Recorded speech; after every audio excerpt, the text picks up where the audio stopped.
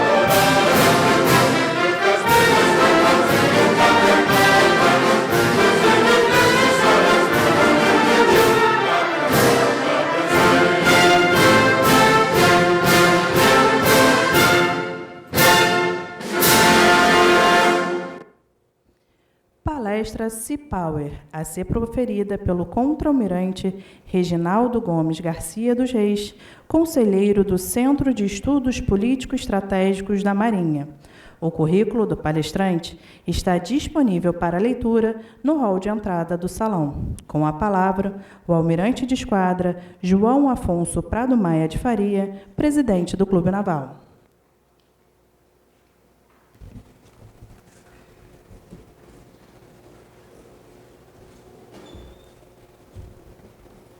Eu queria inicialmente dar as boas-vindas ao almirante Guimarães Carvalho, ao almirante Moura Neto, ao almirante Léo Ferreira, ex-comandante da Marinha, boa tarde ao almirante Eliseu, ao almirante Loeste, Aos senhores almirantes, todos aqui presentes, cumprimento o Almirante Loeste em nome de todos os outros, muito obrigado pela presença.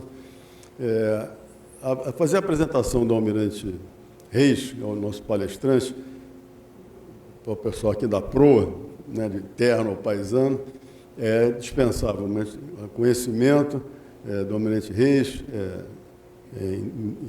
de conhecimento geral na Marinha, alguns aqui presentes são produto de sementes que ele plantou no tempo que ele foi instrutor na Escola de Guerra Naval. E para a turma de branco, que eu sempre dou as boas-vindas, como naval, tenho muito prazer em receber o pessoal da Escola Naval e do CAW, leiam o currículo do Almirante Reis, que está aí do lado de fora.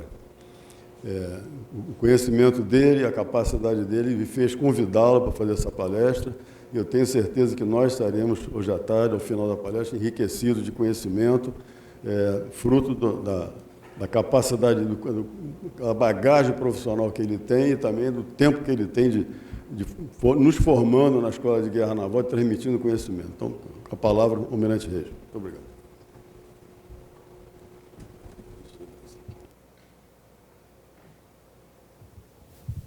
Alô, alô. Muito obrigado pelo convite. Gostaria de agradecer a presença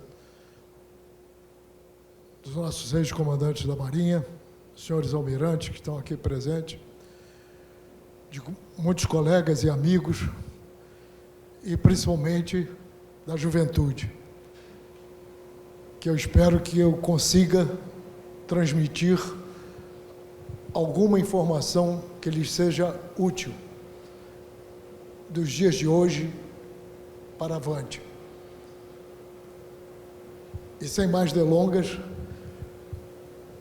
gostaria de iniciar a palestra. O título que saiu foi Sea Power. Mas eu começo com um slide diferente, perguntando se a Terra é azul. Apenas para relembrar que, em abril de 1961, foi a primeira vez que um astronauta deu a volta em torno do planeta, que nos seus primórdios foi chamado de Gaia, mas os romanos resolveram mudar o nome para Terra, porque eles não estavam muito preocupados com o mar, eles estavam preocupados com a terra e a fertilidade. E a terra era uma deusa responsável pela geração de todos os deuses. Com isso, ela teria poderes incomensuráveis. Em 1961, nós tivemos a segunda oportunidade, mais adiante eu vou mostrar quando foi a primeira, de descobrirmos que havia uma predominância da cor azul ligada às águas do mar, que em determinada época foi chamado de mar-oceano. Dali em diante, várias coisas aconteceram. O lançamento da Vostok 1 foi um momento de muita incompreensão e incertezas nesse humilde planeta, pelas pessoas que aqui viviam.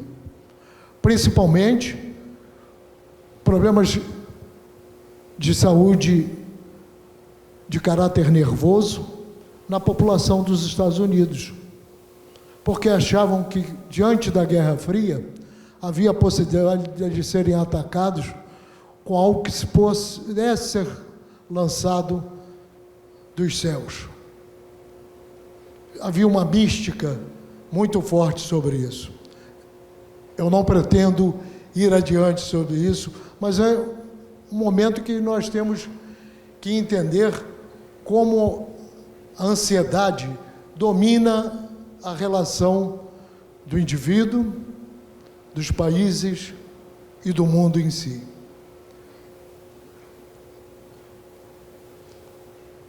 A Terra é azul?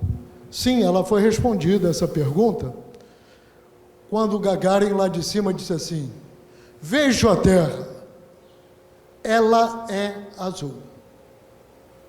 Talvez preocupado que ele fosse enxergar as estepes brancas da Sibéria, predominando dentro do mundo. Porque naquele momento havia um apogeu tecnológico em relação aos Estados Unidos, dentro da Guerra Fria, que a posição dele lá naquele ponto do espaço significaria uma vantagem competitiva muito grande do ponto de vista estratégico e político. Mas, ao mesmo tempo, eu digo que é uma segunda oportunidade, porque nós deixamos de entender que o oceano é mundial. Não existem os 5 oceanos. A nomenclatura dada aos oceanos, e novamente os romanos aparecem, eles tinham um conhecimento muito parco sobre o mundo. A geografia que existia na época era de Ptolomeu. A Terra era envolvida por mares. Como era a forma desses mares? Nós não conhecíamos, não sabíamos. Fomos só descobrir determinados caminhos marítimos na época da Escola de Sagres, com as viagens e as descobertas. E o Oceano Mundial, hoje ainda é usado como terminologia num documento bem recente que me espantou, que é a Estratégia Nacional Marítima do Reino Unido, construída a 5 mãos, por 5 ministérios, um deles o Ministério da Defesa, que espero que tenha contado com a participação da Royal Navy. E o outro documento, posterior, foi a Doutrina Marítima da Federação Russa, que tratou diretamente do Oceano Mundial. E ali eles há muitos anos, a postura da antiga União Soviética era não reconhecer os oceanos, até porque ela sempre buscou as águas quentes. Mas parece que os deuses são tão brincalhões às vezes, que hoje nós falamos que a Rússia está usando para se livrar das sanções econômicas a saída pelo Ártico. Ou seja, a busca das águas quentes, ironicamente, se faz pelas águas frias do Ártico. E que outros parceiros estão começando a usar. Esquecemos, por vezes, que o pulmão do mundo está no azul dos mares.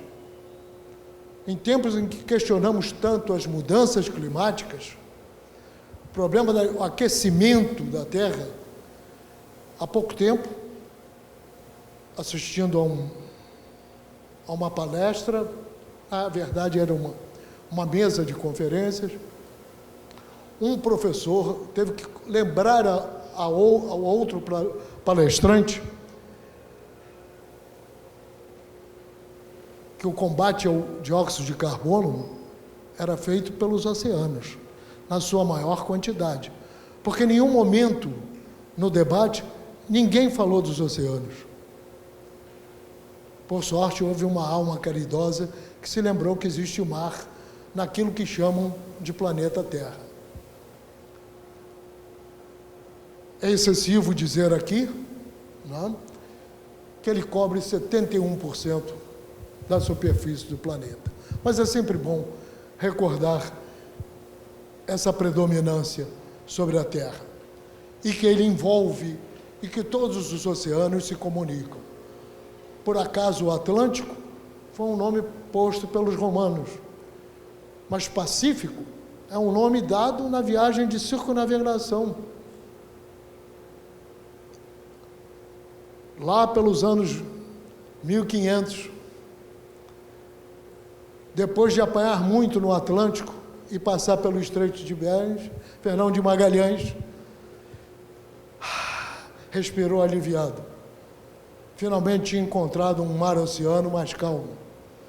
E aí batizou de Pacífico. Não sabia o que ia encontrar mais adiante. Tudo isso que eu falei até agora é para emoldurar uma frase antiga que envolve todas as atividades nesse nosso mundo. O homem vai à guerra por 3 motivos. Uma frase célebre de Tucídides, que ele sacou na Guerra do Peloponeso. Vai por medo, por honra ou interesses. Por que ele não botou o poder ali no meio? Porque todos os 3 pontos envolvem a disputa pelo poder. E quem predominará? É o que tem mais poder ou é o que tem menos poder? Nós sempre aprendemos que o poder é relativo. Mas hoje, infelizmente, existem algumas escolas acadêmicas que querem demonstrar que o poder é absoluto, não é relativo. E isso nos leva a uma boa discussão sobre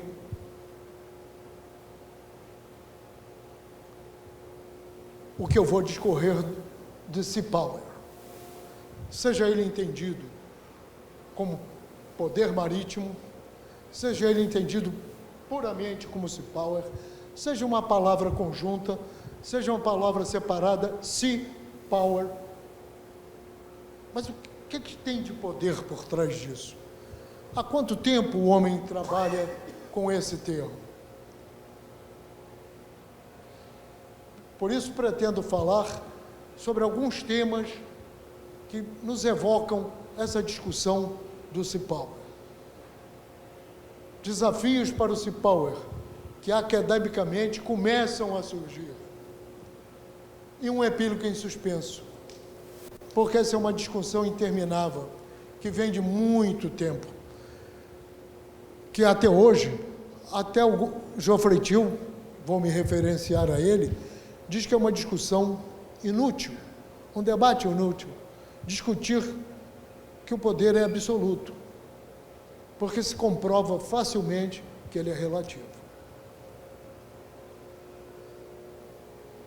E deixo ali, já para iniciar a parte 2 dos temas para pensar, o depois é o antes do durante seguinte. O mundo não se encerra quando se encerra um contexto. Há uma continuidade. Uma pergunta que eu costumo me fazer: em que século estão os talibãs do Afeganistão? Por vezes, para nós, que nos achamos que estamos no século XXI, parece que estão em algum século distante. Uso esse exemplo como poderia utilizar qualquer outro exemplo para chamar a atenção desse aspecto. Porque quando algo termina, nós dizemos, aí vem o depois. E o depois que vem vai ser o antes do durante seguinte. Parece uma frase de Camões. O filósofo não é português, mas eu me empolguei muito com essa frase. Ela é um pensamento filosófico muito interessante e que nos convence de que a nossa vida não é linear. Ela é um encontro de encontros e desencontros que vai nos levando adiante num movimento que não é linear e que é constituído de múltiplas disciplinas da vida que nos tangem por um caminho ou por outro, com a predominância de um ou de outro.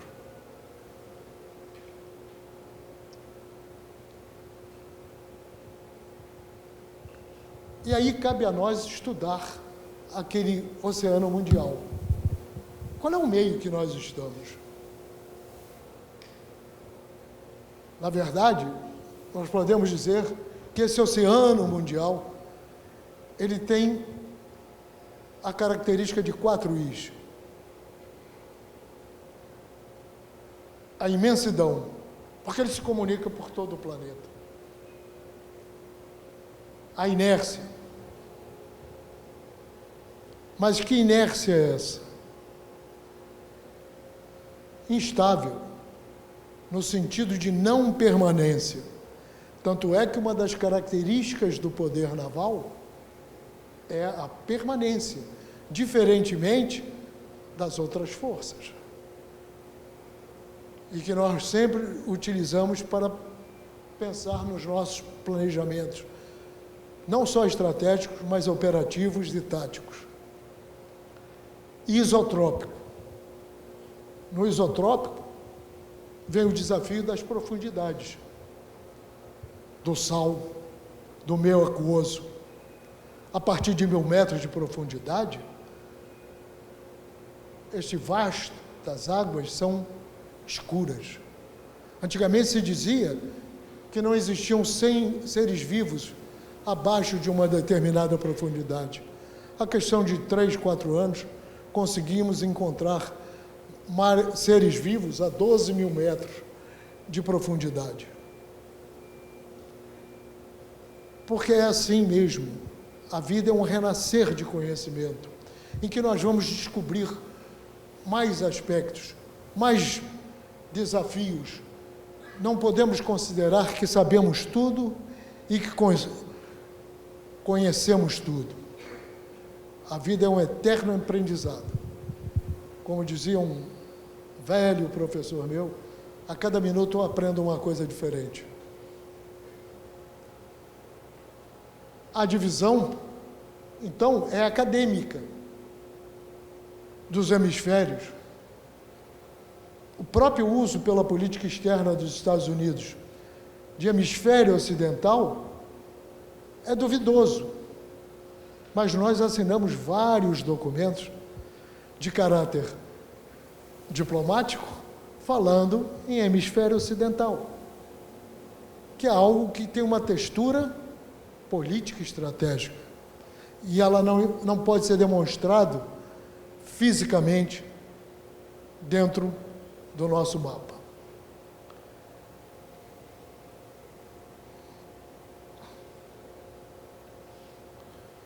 E aí eu disse que tinha havido uma primeira oportunidade de nós descobrirmos que a Terra era dominada por um oceano único. E ela começa no caminho para as Índias, dos portugueses. Mas para por aí? Não. Nós vamos chegar à conquista da Índia. E hoje, os documentos de estudo da Marinha da Índia chamam a atenção, e de outras pessoas que tratam de estratégia marítima, que eles perderam a independência na costa de Malabar, quando os portugueses lá chegaram, em 1503, porque eles passaram a ser controlados do mar. Eles foram cercados pelo mar, pelos navios portugueses, e impedidos de se movimentar. Só que os portugueses tinham que sair de vez em quando, porque tem uma tal de ventos monções que obriga a se deslocar. E eles tinham que voltar a Portugal e tinham que aproveitar o fim do vento que favorecia e descer para levar o que eles tivessem apreendido. Mas quem já transitava por esses mares? Entre 1405 e 1435. A gente ouve falar sobre isso. O chinês, um almirante, que eu não vou falar o resto, Zheng He, que teve uma esquadra de 300 navios. Isso é um pouco exagerado, porque ele tinha navios de guerra e navios mercantes dentro. Inclusive, não se animem, um navio de concubinas, que fazia parte. Porque as novas histórias que estão saindo sobre as viagens de Zheng He mostram que elas não eram pacíficas, que ele viajava para cobrar tributos que eram devidos a quem? Ao grande senhor da China, do Império do Meio. E isso era algo muito importante, porque quando não pagava, eles apenas agradeciam e iam embora. Não, não era isso que acontecia. Por vezes até matavam o senhor das terras locais que se recusasse a pagar o tributo. Mas eles faziam pela troca, na maior parte das vezes. Eles traziam as suas cerâmicas e levavam material que eles precisavam, coisas bobas, ouro, prata e minérios, porque eles já tinham forja naquela época. Então, esse momento foi a primeira oportunidade que, se nós descobrirmos que nós tínhamos 5 oceanos. Mas por que são 5? Fatores geopolíticos do contexto da época que cada um foi denominado. Então começa a valer aquele pensamento inicial de por que o homem vai à guerra.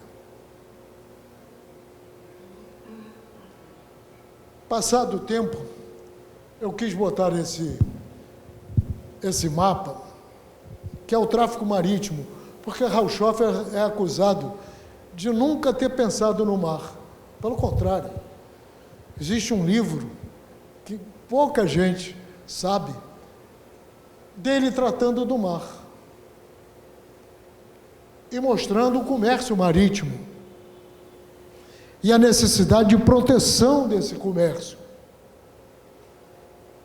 Exatamente aquilo que Marham começou a estudar nos seus desafios e nos seus estudos sobre o Sea Power. A motivação de Marham, ele apenas cercou um período, que é de 1600 a 1783. Mas quando ele cerca esse período, ele o faz interessado como a Grã-Bretanha conquistou o império do mundo, sendo uma ilha. Aqui não, aqui nós já vivíamos uma época, 1937, que já tínhamos tido o atropelo da Primeira Guerra Mundial e estávamos entrando numa fase turbulenta do entreguerras e que nos levou a uma Segunda Guerra Mundial.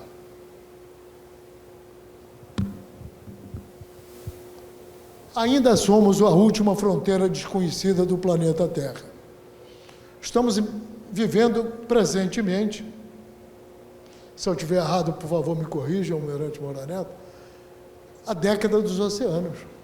Está vigindo aí.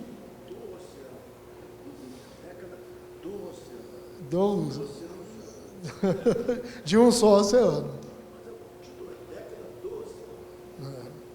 E aí, descobrimos o quê? Que só conhecemos abaixo de 17% do que está abaixo da superfície da água. Os estudos científicos não nos alimentam mais que isso. Quando eu falei do isotrópico e das profundidades, é porque tem uma coisa muito difícil que o homem não consegue evoluir muito sobre ela, que é a física do som. E daí as vantagens que o submarino tira em relação aos meios de superfície. Temos muito que avançar nessa área de conhecimento. Mas conhecemos mais do espaço e do outer space. Hoje, o conhecimento sobre o outer space já chega acima de 30%. Atribuem aí os estudos científicos que já temos um conhecimento que chega às raias de 32% do espaço. Ou seja, o mundo não conhece, quem vive no planeta Terra, não conhece o fundo do mar corretamente, mas ousa conhecer bastante o outer space. Os atributos do mar já é do conhecimento de todos, não é? É como nós vamos montar a figura do poder marítimo, do Sea Power. Eles não serão alterados, eles permanecem os mesmos.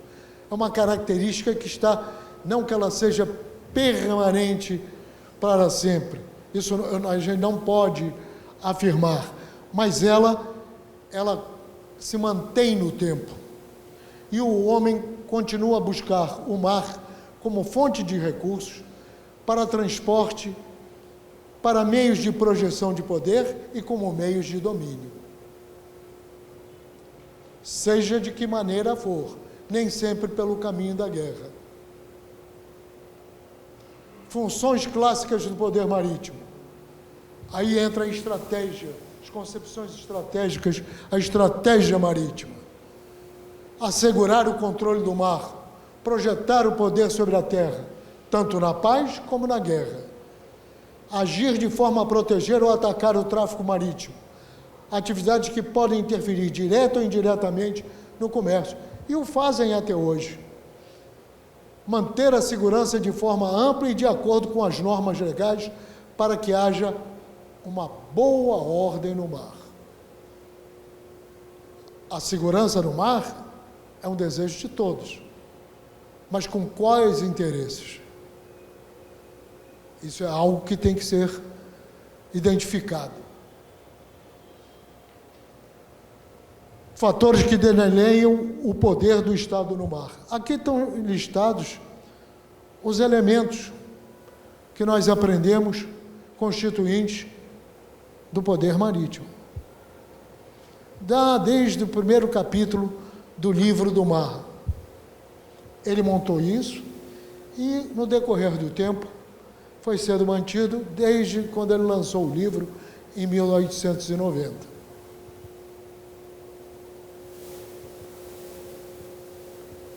Porém, nesse tempo todo decorrido, nós começamos a enfrentar dificuldades. Dificuldade de terminologia, que é estabelecer o que os termos significam. Aliás, há um conselho muito bom que o Jean Freitil, desde o seu primeiro livro, do Seapower, que era, não sei se é o primeiro, mas um dos primeiros, 1994, que ele quis começar a entender o que seria o Seapower depois do colapso da União Soviética. E aí ele chama a atenção, que existem desafios e mudanças para a permanência do termo. Mas alguns são introduzidos por pessoas que querem apresentar modelos acadêmicos novos. E aí fazem a citação do Marham com desvios, interpretando frases curtas do livro dele do que lhe interessa. Muitos de nós lemos já artigos em que dizia assim: Marham estava errado, sem considerar o contexto que ele escreveu e que ele vivenciou. Por vezes tivemos, me lembro, no final dos anos 90, início da primeira década desse século XXI, alguns acadêmicos que afirmavam que até Clausewitz tinha morrido. Hoje eu não sei como é que eles se apresentam ou o que eles estão dizendo. Seapower e Seapower, junto ou separado? Bom, em 1997, um autor de um texto, que depois se transformou em livro, Joy Sumida, escreveu algo que já era tititi de corredor. Ou seja, haviam umas informações não abertas que o editor do livro do mar juntou as palavras para que o livro pudesse fazer sucesso no seu lançamento lá em 1890. Marketing é uma coisa muito antiga. Ela não existiu na nossa época só não. Lá atrás já se pensava em marketing. Então o editor lançou o livro, juntou as palavras. E, inclusive, ele teve que fazer às pressas modificações no capítulo 1 do livro, que falava muito de Seapower. Então, o Marham, em instante nenhum, ele quis juntar as palavras. Ele usava separado. Mas o livro dele manteve coerência, e até hoje os estudos que são feitos mostram isso, que ele buscava o sea power, o poder marítimo. Não era só o poder naval, mas tem alguns especialistas, não vou chamar de acadêmicos, nem de escritores, nem de scholars, nem nada disso, mas alguns especialistas que, por vezes, acham que sea power é o poder da força naval. Ou então um país que tem uma grande marinha, ou uma marinha crescendo, vira um sea power, pelo quantitativo de meios navais que possui. Isso não está de acordo com o que a maioria dos estudiosos do assunto pensam sobre o termo sea power. E graças a Deus está consagrado ainda, ao final de toda essa labuta, mas que está voltando a ser atacada por outros contribuintes para o termo, não da área de estudo de estratégia naval, dizendo que nós temos que falar de seguridade marítima, que sea power é algo que foi criado por Maha para favorecer o expansionismo militar das ideias liberais capitalistas. Isso é uma nova narrativa, né? Muito atual, que já existiu no passado. Geoffrey Till chama a atenção disso. Já existiu no passado esse tipo de discurso, mas está voltando, né? Na verdade, Maritime Power, dentro do que o Maha concebeu, é o mesmo que sea power. É o poder marítimo, juntando o poder naval e todos os ativos que dizem relação com o mar. E Naval Power é um subconjunto do Maritime Power. Eu fiz questão de manter os termos em inglês, porque, por vezes, nós somos traídos por traduções. Vivenciamos recentemente uma boa guerra sobre isso, com duas palavras, que era o capability e o capacity, vindo do inglês para a nossa língua portuguesa. Porque capability, quer dizer capacidades funcionais. Se traduzir somente por capacidade, estamos perdendo a função daquele termo. E o capacity é capacidade mesmo, como a gente enxerga na língua portuguesa. Então, isso é um cuidado que os novos documentos que a Marinha está começando a pôr em vigor, graças a Deus, estamos com cautela sobre isso, da diferenciação e dos cuidados na tradução dos textos para a nossa boa língua portuguesa. E as abordagens atuais, elas passam por muito disso que eu fiz aqui, que é historiográfica, tá? Mas aí as escolas modernas ou contemporâneas, algumas delas, resolveram dividir o mundo em determinadas épocas, pré-moderno, moderno e pós-moderno. E querem analisar esses termos com essa visão.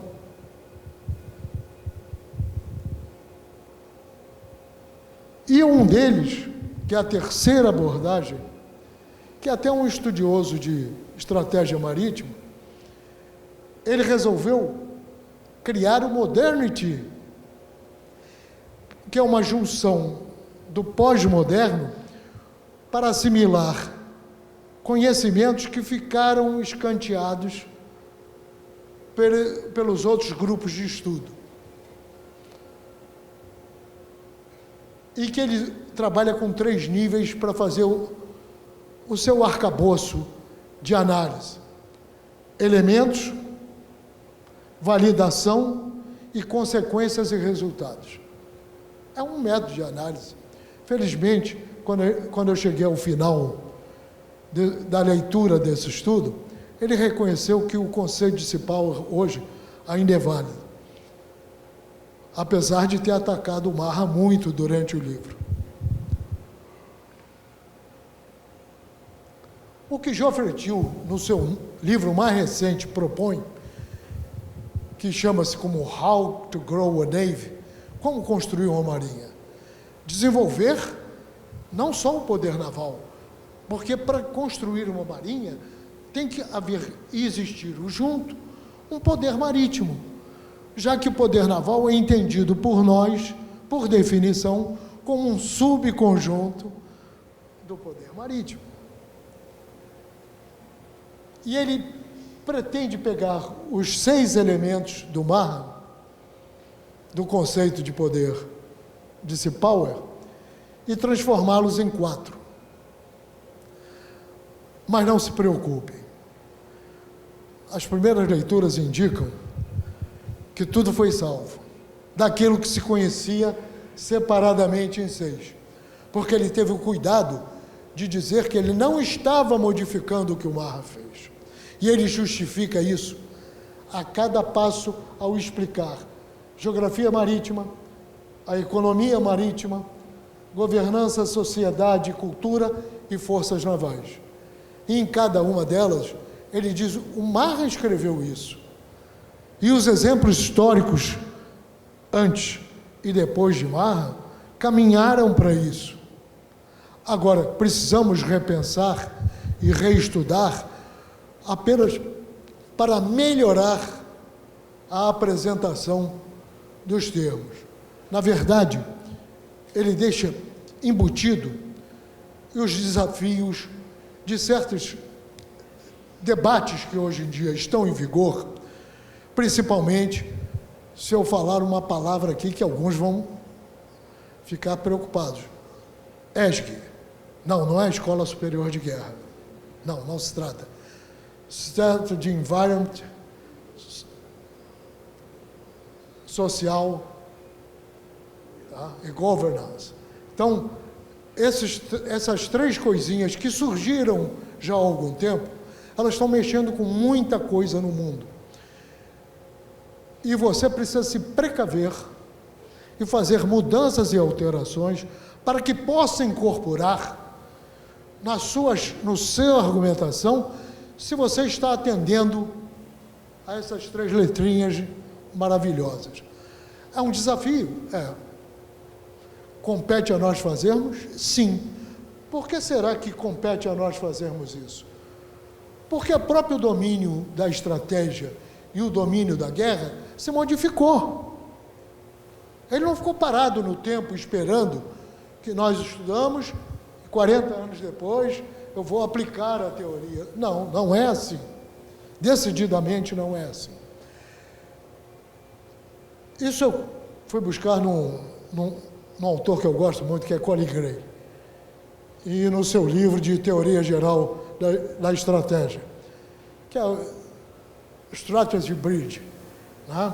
Ele diz que a estratégia é uma ponte, como os chineses já falavam isso lá atrás, há 2000 anos, e os gregos também, tá? Para ver como há coincidências. Eles não se conheciam, nunca foram apresentados, não estiveram num porto juntos para fazer uma visita entre navios, mas, por acaso, escreveram coisas semelhantes. E até essa terminologia de ponte do ouro é com o mesmo sentido figurado, sendo a estratégia uma ponte que consegue me levar de algum lugar e eu chegar àquele outro lugar e atingir o que eu estou buscando. É uma ideia muito simples, mas que eu acho que fica bem guardado na nossa mente. E hoje, ele trabalha com 8. Alguém já contou ali e disse assim, mas só tem 7. São aqueles que estão ali e mais um. Quem? Perguntaria. Quem? Nós mesmos, os indivíduos, somos o 8º elemento que interfere na estratégia. Até por nossa capacidade de absorver determinadas coisas, de tomar a decisão num caminho ou em outro. E a mesma pessoa, de manhã, ela acorda de um jeito, no outro, à noite, ela já está com um humor diferente, e isso é uma variável tão absurda que ela tem que ser pensada. Quem foi o decisor disso? Por isso, na Primeira Guerra Mundial, e muito mais na Segunda Guerra Mundial, se estudava, e depois na Guerra Fria, se estudava muito as personalidades dos líderes. Porque era um componente estratégico, e continua a ser. Sobre os chineses, sabemos muito pouco. Contextos da estratégia, os desafios estão em todos esses campos. A predominância de um e outro será de acordo com um contexto. E de acordo com aquilo que eu olho. Se eu olhar como o Brasil, eu tenho um grande desafio hoje para pensar ali dentro. Meu atraso tecnológico. Eu tenho que ver isso com os olhos muito sérios, porque nós estamos ficando para trás em determinadas coisas. A natureza da guerra é permanente. É o que eu quis realçar lá no início, com as 3 palavrinhas do Tucídides. O que muda são as características. E, normalmente, o que proporciona, mas não é o único vetor que muda, é a natureza, a característica tecnológica, que ela vai me proporcionar formas de fazer determinadas coisas que eu fazia de um jeito, porque o alcance tecnológico me permitia fazer daquele modo. Todos concordam com isso? Acho que sim. Mas vamos ver um pouquinho mais adiante. Isso é outro ambiente que mudou. Até o final do século XIX, tinha uma prova para a Escola de Guerra Naval que dizia quando foi feita a primeira observação aérea, que foi na Guerra do Paraguai, segundo o nosso professor de História da época, o Léo, lá, por balão. Já era uma tentativa de usar o espaço para fazer observação militar. Mas os primeiros domínios quais foram? Terra, aí o homem se aventurou ao mar, foi para a segunda dimensão, depois veio o aéreo. E quando é que o aéreo começa a se pontificar? Tem muito tempo, né? Não tem não. Tem um século, mais ou menos. Ou seja, o espaço de tempo que se evoluiu foi muito pequeno. E aí veio o espaço, que eu gosto de chamar de outer space. Por quê? Porque nós não temos uma definição adequada, principalmente no meio militar. Talvez por aí.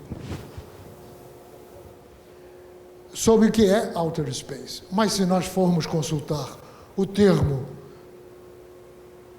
no exterior, em vários países, há um entendimento em que eles estabeleceram um nível de diferenciação, porque a aeronave em si, a partir de uma determinada altitude, se eu tiver errado, ela não consegue mais voar, por problemas de rarefação do ar, não é isso?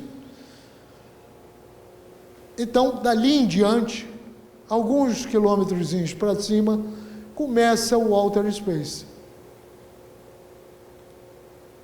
E esse tem sido também um motivo que tem levado algumas forças armadas a criarem forças aeroespaciais separadas da Força Aérea. Não estou dizendo que a briga aqui no Brasil vai ser para isso, não, hein? Pelo amor de Deus. Estou só citando um exemplo. Depois do Outer Space, aí, que foi uma quarta dimensão, veio a quinta dimensão, ciberespaço. Por que ciberespaço? Porque a cibernética, ela se vale tanto dos cabos que estão correndo por baixo da superfície do oceano mundial, dos mares, como também por comunicações via satélite. E aí descobriu-se, e já está no Brasil, acabei de saber pelo comandante Roth, estando incorporado aos rascunhos do Ministério da Defesa, a sexta dimensão, que é o espectro eletromagnético. A defesa tem que pensar nisso. E outros setores também têm que pensar. Porque se eu interfiro numa determinada frequência que é utilizada para uma determinada atividade ou ação, eu posso causar muitos problemas. Aliás, tivemos isso recentemente em Viracopos. Parece que a polícia conseguiu chegar a uma fonte que irradiava em cima do radar. Para nós seria um bloqueio de guerra eletrônica, né? Mas isso pode ser feito de outras formas, com outras capacidades tecnológicas que me permitem alterar. E é bom lembrar que os nossos amigos dos Estados Unidos, o chinês deve estar copiando, creio eu, mas pensa em ter um grande cisgás mundial que liga, que não é só cisgás, é terreno também, que incorpora todos os seus comandos combatentes de área, simultaneamente, não só por comunicação, mas também por elementos de informação que são passados.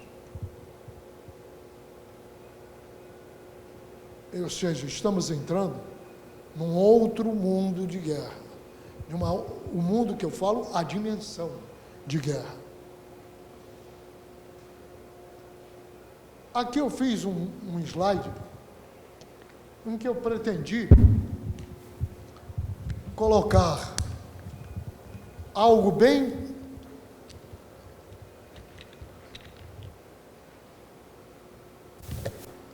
só para mostrar, porque se nós fôssemos abranger isso, seriam mais 2, 3 palestras, mas as teorias de relações internacionais, o que elas pensam sobre o Sea Power.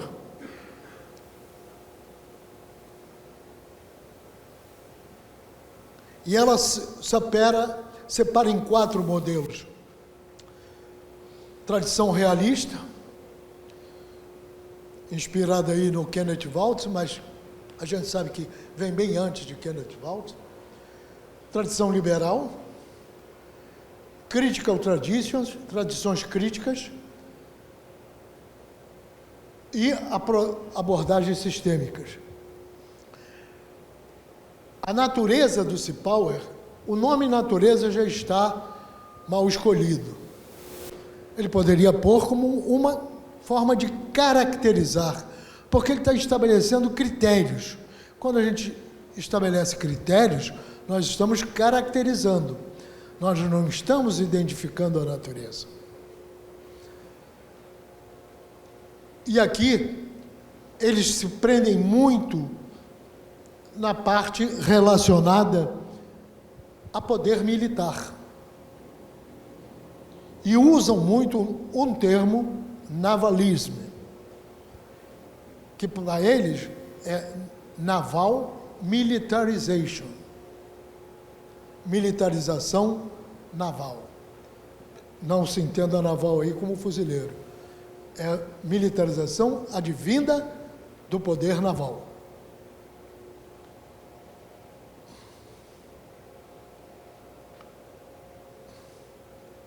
Uma outra forma que eles estão querendo fazer, que é aquela terceira abordagem, ela amplia ainda mais. Por quê? Porque ela sentiu falta que as características da influência da geografia não foram aceitas pela escola do meio, principalmente a construtivista de relações internacional. Desculpe eu falar assim, mas hoje nós temos que ter cuidado quando, no caso aqui, nossos netos querem estudar relações internacionais, saber onde é que ele está pisando. Tá? Mas eles tiveram que puxar algumas coisas, mas vê que eles se fixam muito em aspectos militares. A coluna do meio, tá? Os elementos e atributos de Power, é muito amarrado a um Genesis Fighting Ship. E que nós sabemos que o Genesis Fighting Ship não é nenhuma obra de arte para ser respeitada quando a gente quer saber se aquele poder é sério, se ele realmente tem que ser visto com preocupação. A quantidade não anda de braço dado com a qualidade.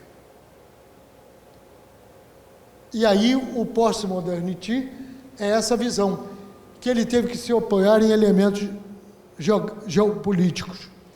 Por que ele fez isso? Porque a maioria das escolas de relações internacionais continuam a não aceitar a geopolítica. Apesar dela estar no nosso dia a dia.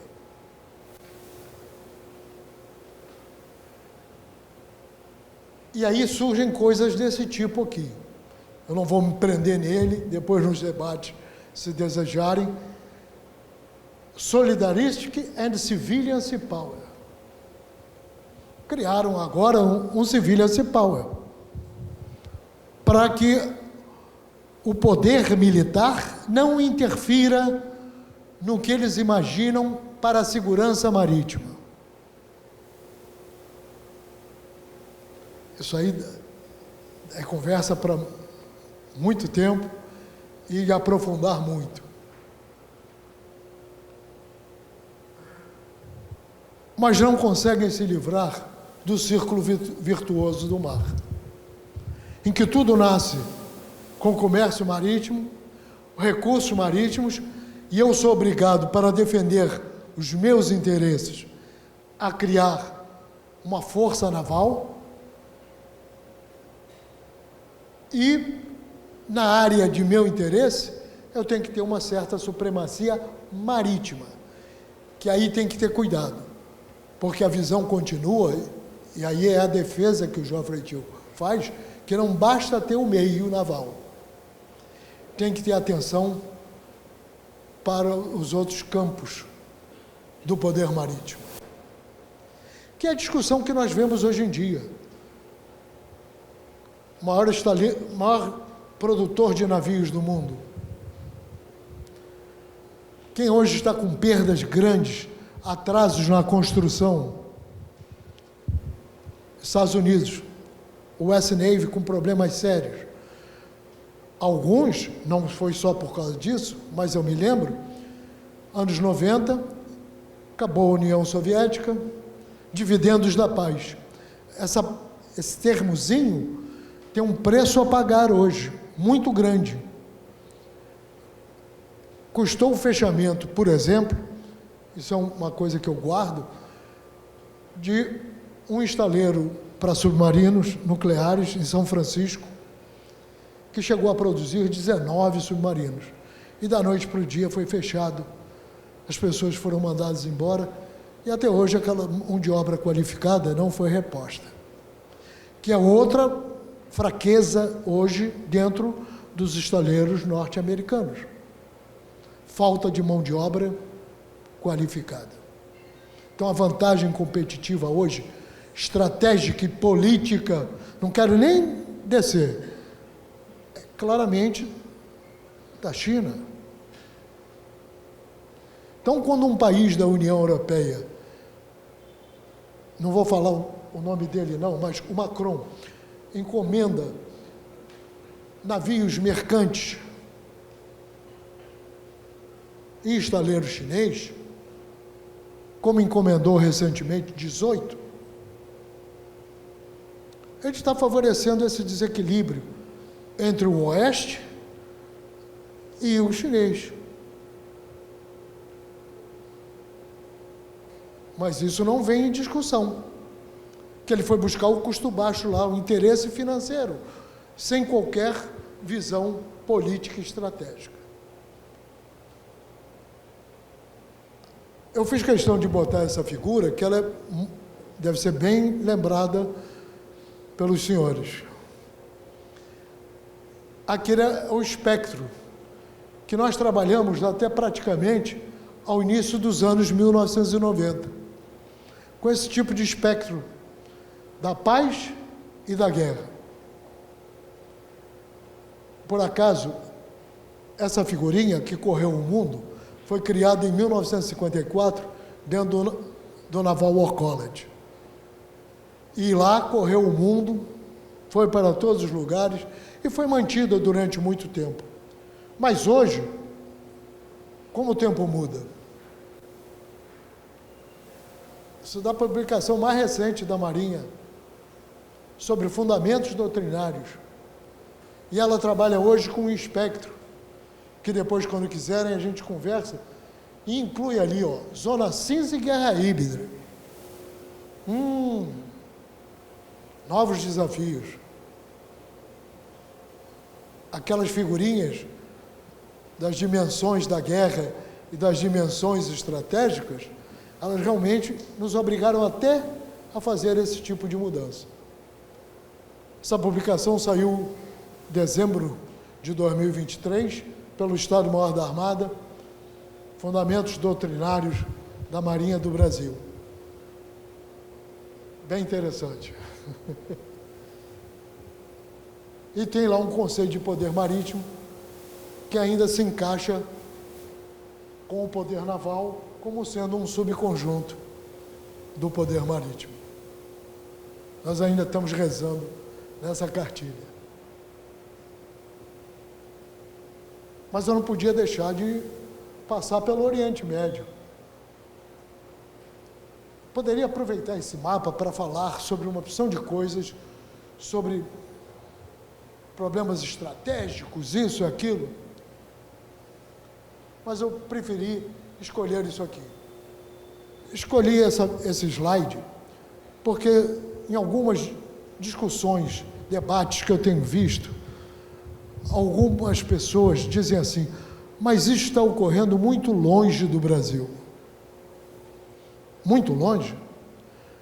Será mesmo que no mundo atual tão interconectado nós não vamos ser afetados? Onde é que o Brasil fica nessa história? Alguém se revoltou aí, estourou. Os ataques no Mar Vermelho levaram torrefadoras a mudar o blend dos cafés. E pasmem, quem é que vendia para a Milita na Alemanha café Conilon? Eu não sou fazendeiro de café, mas deve ter no DNA, porque meu avô, pai do meu pai, foi. Pô, e perdeu tudo. É uma... Conilon? Conilon é pior que o arábica. Quem é que planta Conilon ainda no Brasil? Pois é, tem 4 estados que estão ganhando dinheiro. O Espírito Santo. O governador de lá está satisfeitíssimo, pagou as contas, não está com déficit no orçamento. Outro é o leste de Minas. O outro é o sul da Bahia. E o quarto? Rondônia. Porque lá nos anos 70 teve um grupo de paulistas e paranaenses que migraram para aquelas bandas. e encontraram terras roxas, muito similares ao sul de São Paulo, norte do Paraná. E lá plantam até hoje. E por onde sai o café que eles plantam? Pelos portos do Arco Norte.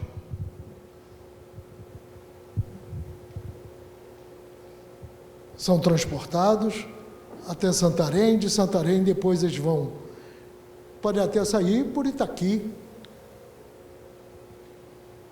no Maranhão, onde a Vale já investiu do próprio bolso para ganhar dinheiro num terminal que não é só de minério, é para o agronegócio do centro-oeste brasileiro, com visão estratégica. Eu estou falando essas coisas porque o Brasil é uma caixa de surpresas. E, por vezes, a gente vê coisas acontecendo que estão completamente acontecendo fora do controle. Esses portos precisam do Arco Norte estar operando? Precisam. O Espírito Santo não precisa, porque ele exporta. Mas eu fiz uma perguntinha. Quem é que está vendendo café para Melita? Provavelmente, lá naquele parque de cacau que tem na Suíça, que faz o Lindt, aquele chocolate horroroso, né? Deve ter um pé de café ali do lado e eles vendem para os alemães. Não, não é isso. Quem está vendendo é o Brasil, porque está tomando o lugar do maior produtor de conilon no mundo, que é o Vietnã, que hoje não consegue passar com seus navios. Por onde? Pelo Mar Vermelho, porque o frete ficou caríssimo, em função dos ataques dos Houthis. E quem é que tem a vantagem competitiva? Estou mais perto, pago menos de frete, e o mercado botou o preço do café lá em cima. Olha, para terem uma ideia, eu gosto de acompanhar essas coisas de vez em quando, maluquice. Ele terminou dezembro de 2023 a quase 700. Hoje está a 1.500. É uma pena que eu não pudesse investir nisso. Mas chama atenção, chama atenção. Tá? E aí, um fenômeno no Brasil. Só por 3 vezes na história do café no Brasil, o conilon ficou mais caro que o arábica. 2 vezes dessas 3, durante esse período.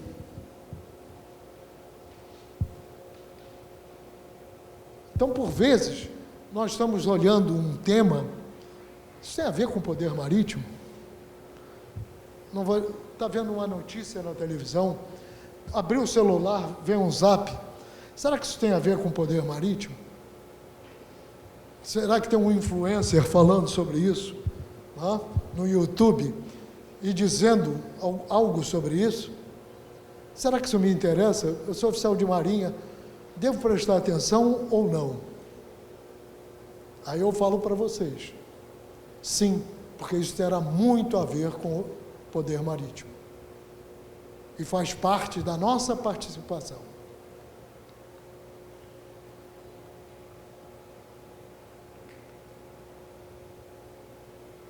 E aí eu não podia passar de passagem. E a China, o que é que ela quer com a volta da Rota da Seda? Que naquela época não tinha braço marítimo. Mas como eles costumam jogar gol e não xadrez, acabaram de dar uma demonstração agora. A operação no mar recente, que teve de cercar Taiwan, foi um jogo de gol. O jogo de gol, ninguém vai comer o rei e a rainha. Eu não tenho que tomar a peça. Eu tenho que cercar e deixar sem saída. O próprio crescimento do poder naval chinês, um senhor que é considerado como o pai do desenvolvimento, né? O almirante Liu Huaqing, ele dizia, a nossa estratégia tem que ser avanço tecnológico para produzir muitos navios já avançados em relação a isso, ao que estamos entrando já na ponta mais adiantada e sermos mais fortes. Porque assim nós vamos proteger a nossa nova Rota da Seda. E assim ele vendeu a Marinha, que foi criada de dentro de quê? Do Exército de Libertação do Povo. É um caso diferente, a Marinha não nasceu. A Marinha veio de dentro de um Exército de Libertação. São características que a gente precisa parar para pensar. Esse senhor vestia o uniforme do Exército e foi o terceiro comandante da Marinha Chinesa. Alguns autores não preocupados chamaram logo ele de Marra chinês. Não é isso. Se for ler o que ele fez e até onde ele chegou, não que ele não seja um evangelista do poder naval, não, ele entendeu e compreendeu o problema do poder marítimo. Mas ele fez uma programação e estabeleceu uma programação para a Marinha da China. Ele foi o terceiro comandante em chefe. Com 3 steps. Nós estamos na segunda step, que deve estar terminando em 2028, por aí, 2025, porque ele previa a incorporação do 4º navio aeródromo. E a terceira step é virar efetivamente uma Marinha de Águas Azuis, para comemorar uma data que passou há pouco tempo, 1949, a ascensão de quem ao poder? Mao Tse-tung, né? Que eles se transformam na República Popular da China. E aí surge o problema de Taiwan. Tudo está inserido nesse mesmo pacote. Mas como os senhores veem, essa Rota da Seda tem um braço diferente. Eles nunca pensaram em chegar aqui, ó. América do Sul e América Central. Mas o projeto atual pensa em chegar. Em que condições? Nós, Brasil, sabemos efetivamente o que está sendo oferecido a nós? De que forma o Brasil vai entrar nisso? Não precisa nem ficar discutindo que papel faz no BRICS. Porque eu posso sair do BRICS e fazer parte do BRI. Mas o que eu vou fazer no BRI? Quais são as vantagens competitivas que eu tenho e quais são as fraquezas que eu vou oferecer? E aí eu tenho que chegar ao epílogo em suspenso. Século XXI globalizado? Não. Tivemos aí uma pandemia que demonstrou o problema das cadeias logísticas, navios parados nos portos, a globalização para a logística, que eu vou comprar em qualquer lugar pelo custo, barateando o custo de produção. Eu faço ali porque é mais barato. Me levou a uma perda, porque o chinês, ele faz do projeto a entrega. Essa parte do meio aqui de produção continua na mão dele. E ele vende para o mundo. Essa é uma vantagem competitiva que ele tem. Muito forte. Teve alguém, na última década do século passado, né? Eu falo assim para parecer que ficou bem longe. A última década do século passado. Não, foi logo ali. Que escreveu isso, o fim do fim da história. Ele teve que escrever um livro, porque primeiro ele escreveu o fim da história, que o mundo todo ia ser democrático, com pensamento capitalista. Esqueceu de combinar. O Garrincha, o filósofo Garrincha, tinha razão. Falou com o jogador do outro time, que eu posso dar o drible para lá, que ele vai aceitar. E o espectro do conflito, hoje é aquela balbúrdia que nós vimos, com guerra híbrida, com uma zona cinza, com uma coisa chamada lawfare, guerra da lei, guerra do direito, em que eu atuo até um determinado ponto da legalidade, não avanço dali para não ser acusado de estar passando os limites com o meu oponente. Hoje lawfare é uma coisa só de militares? Eu não vou falar o nome do santo, mas tem uma pessoa que hoje está sentada num determinado Supremo Tribunal que fez um belo curso de lawfare na Europa e aplicou a metodologia aqui e saiu vitorioso. No cafezinho eu conto, mas é fácil de descobrir. Então eu continuo a trabalhar, eu pessoalmente, o Reis, com o cenário dos 3I, vendo um mundo instável, com uma grande incerteza, e a incerteza é quem transmite a insegurança. Não adianta afastar os militares para criar um órgão de controle do oceano mundial no âmbito da ONU, que no fim é o projeto dessas pessoas que estão refazendo o estudo. O objetivo político estratégico deles é esse. Mas vamos ter que lutar contra isso, é um desafio. Continuam a prevalecer as relações de poder e a estabilidade não existe. As alterações são uma constante, que a todo momento nos mostram que o caminho mudou. Mas a natureza da guerra permaneceu.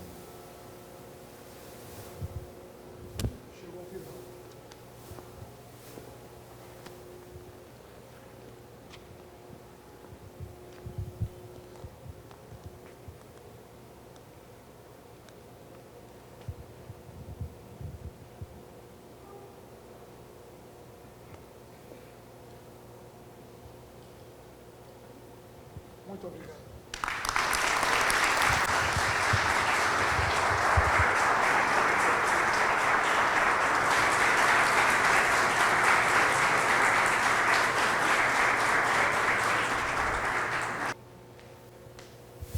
Eu acho que a apresentação do Almirante Reis confirmou as nossas expectativas.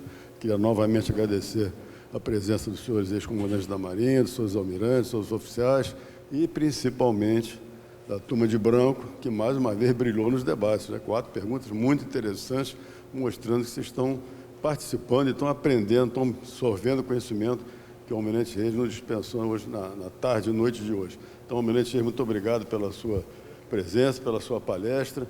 Nós vamos batizar a biblioteca do Clube Naval de Biblioteca Almirante Reis. Porque esses livros, tudo que está falando, ele que vai doar.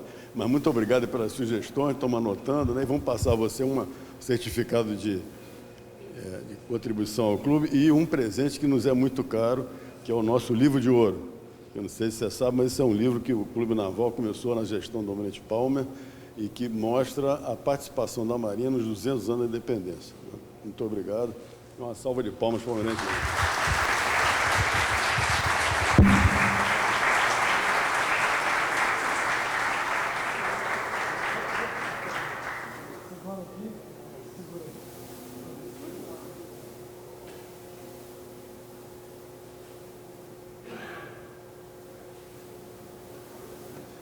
Eu que agradeço, de coração. É bom esses desafios. Saio rejuvenescido aqui. Então, acho que essa palavrinha diz tudo. Do agradecimento de coração que eu faço pelo convite e poder ter participado. E um agradecimento muito maior por cada um que gastou o seu tempinho, e aos meus chefes, muito obrigado pela presença. Acho que não deixei de continuar o mesmo, que surpreendi às vezes em certas coisas. Mas eu agradeço muito por tudo que me ensinaram no passado. Sou muito grato por tudo que me ajudaram a seguir esse caminho. Muito obrigado.